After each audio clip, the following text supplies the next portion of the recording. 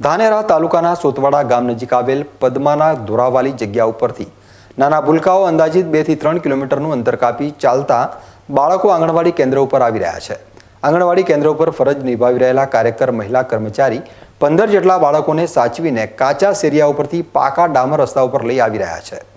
તાજેતરના ગુજરાત વ્યાપી શાળા પ્રવેશ મહોત્સવ અને કન્યા કેળવણીનું આયોજન થયું હતું, જેમાં સરકારના અધિકારીઓ અને રાજકીય આગેવાનોએ ગામે ગામની મુલાકાત લીધી હતી।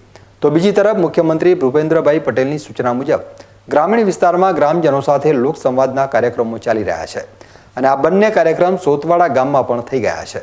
પરંતુ સોતવાડા ગામમાં ચાલતી આંગણવાડી કેન્દ્રની દુર્દશા અને જરૂરિયાત ઉપર કોઈની નજર ગઈ નથી।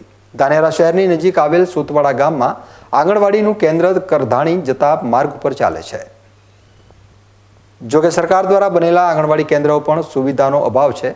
પીવાના પાણીની સુવિધા નથી, સાથે વીજળી ઉપકરણો પણ નથી, જેના કારણે અંધારામાં બાળકોને ગરમીમાં બેસવું પડે છે। અત્યારે તો ભર ઉનાળે પણ બાળકો ભયંકર તાપમાં શેકાઈ રહ્યા છે। આંગણવાડી કેન્દ્રની ચારે બાજુ કચરો અને બિનજરૂરી ઝાડી ઊભી છે, જેના કારણે અવારનવાર ઝેરીલા જંતુ પણ નીકળી આવે છે। વિકસિત ગુજરાતમાં આજે પણ સુવિધાઓ વિના આંગણવાડી કેન્દ્રો ચાલી રહ્યા છે। મોટાભાગે ગામ નજીક આવેલ આંગણવાડી કેન્દ્ર આ ગામમાં પરા વિસ્તારમાં આવેલી છે, જ્યાં ઠાકોર સમાજના પરિવાર વસવાટ કરે છે। તે વિસ્તારના બાળકો કેન્દ્ર ઉપર આવે છે। અગાઉ ગ્રામજનોની રજૂઆત અનુસાર કેન્દ્રની મંજૂરી પદ્માના ધોરાવાલી જગ્યા ઉપર થઈ હતી।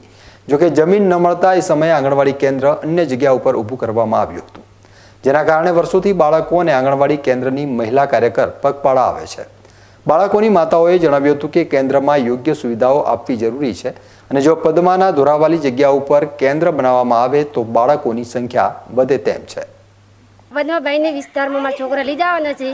અમારા આંગણવાડી છેટી પડે છે અને અમે જરૂર એમ કહે છે કે લઈ જવા છે। પાણીનો બીજો પ્રોબ્લેમ રહે છે અને છોકરા ઘણા છે કે જેમ કે લાટનો બીજો પ્રોબ્લેમ રહે છે। હા, છોકરા તમારી લઈ જવા હોય। શું વ્યવસ્થા હોય આંગણવાડીમાં? કોઈ વ્યવસ્થા કરી હોય? હા, વ્યવસ્થા એમ તો કોઈ કરતા નહીં, પણ અહીંયા તો ઠીક વ્યવસ્થા થશે। હા, કેટલું દૂર પડે? 3 કિલોમીટર દૂર પડે છે। કેવી રીતે બાળકો આવે પછી આંગણવાડી? હા, હોય તો પાણીનો બીજો પ્રોબ્લેમ રહે એટલે નહીં આવતા છોકરા। છેટું લાગે એટલે નહીં આવતા, અહીંયા ઢુકડો છે આવી શકશે। હા, હાલ કેટલા આવે બાળકો? હાલ તો આવે છોકરા તો ઘણા આવે, એ હશે ત્યાં ઘણા આવશે, માપી આવે છોકરા 20-15 છોકરા આવે, એ હશે તો ઘણા આવશે। શું રજૂઆત તમારે? શું થવું જોઈએ? અમે તો કહે છે કે એ લઈ જાવ છે। ધાનેરા તાલુકામાં આમ તો તાલુકા પંચાયત દ્વારા સિમેન્ટના બ્લોક ગમે તે જગ્યાએ મૂકવામાં આવે છે, તો સોતવાડા ગામમાં આવેલ આંગણવાડી કેન્દ્ર ઉપર ધ્યાન કેમ નથી અપાઈ રહ્યું? તો બીજી તરફ સફાઈની ગ્રાન્ટ પણ લાખોમાં આવે છે, છતાં પણ જ્યાં નાના ભૂલકાઓ અભ્યાસ સાથે રમતગમત માટે આવે છે, આવી આંગણવાડી કેન્દ્ર ઉપર સફાઈ કેમ નથી થઈ રહી? ધાનેરા તાલુકાના ગ્રામીણ વિસ્તારોમાં વિકાસના નામે થઈ રહેલ ગેરરીતિના કારણે વિકાસ પણ રૂંધાઈ રહ્યો છે। સોતવાડા ગામ નજીક આવેલ આંગણવાડી કેન્દ્ર ઉપર પંખા રિપેરિંગ થાય તેટલા નાણાંની વ્યવસ્થા પણ નથી, જેના કારણે બાળકો ગરમીમાં શેકાઈ રહ્યા છે। મારે આંગણવાડી વિસ્તાર બહાર આવેલી હોવાથી હું બાળકો ચાલતા લઈને આવું છું। જ્યાં મંજૂરી છે ત્યાં જમીન ન મળવાના કારણે આંગણવાડી હોય બનાવેલી છે, એટલે બાળકો મારે અહીં લઈને આવવા પડે છે। કયા વિસ્તારમાં મંજૂર થઈ હતી? તમે કયા વિસ્તારમાં? મંજૂર છે પદ્માના ધોરાવાના અને હાલ જ્યાં ચાલે છે ત્યાં વરણીય વિસ્તાર છે। કેટલું દૂર પડે? લગભગ 3 કિલોમીટર જેટલો દૂર છે અને ત્યાંથી હું બાળકો લઈને આવું છું। કેટલા બાળકો લઈને આવો? બાળકો 12, 13, 14, 15 જેવા લઈને આવું છું રોજના। અચ્છા, અહીંયા કેન્દ્રમાં જોયું તો લાઇટ નથી, વીજળી નથી, શું કારણ? પંખા નીચે પડ્યા બધું? પંખા વાયરિંગ શોર્ટ સર્કિટના લીધે બળી જ ગયેલ છે, એટલે પંખા નીચે પડ્યા। કેટલા સમયથી આ તકલીફ? આ તો પંખા તો વહેલા ટાઈમથી બળેલા પડ્યા। તો બાળકોને ગરમીમાં તકલીફ પડતી હશે? ઘણી તકલીફ પડે, પણ શું કરીએ છે, મજબૂરી। ક્યાં રજૂઆત કરી ખરી તમે? હા, રજૂઆત તો કરેલી। તમારા ઉપલા અધિકારી? હા, ઉપલા અધિકારી મેં એકવાર અરજી આપેલી તો એને ખાલી મીટર રૂપી મને પાવર લઈ આવ્યો અંદર કે તમારે જાતે કરાવવાનું, જાતે ખર્ચો કરવાનો।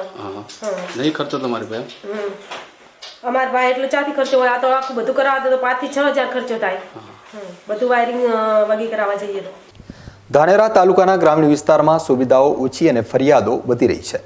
વિકાસના કામોમાં થતી ગેરરીતિ અટકાવી ઉચ્ચ અધિકારીઓ જરૂરી જગ્યાએ જરૂરી ગ્રાન્ટ અને નાણાંનો ઉપયોગ કરે તો આમ પ્રજાની મુશ્કેલી અને રજૂઆતોનો અંત આવી શકે તેમ છે।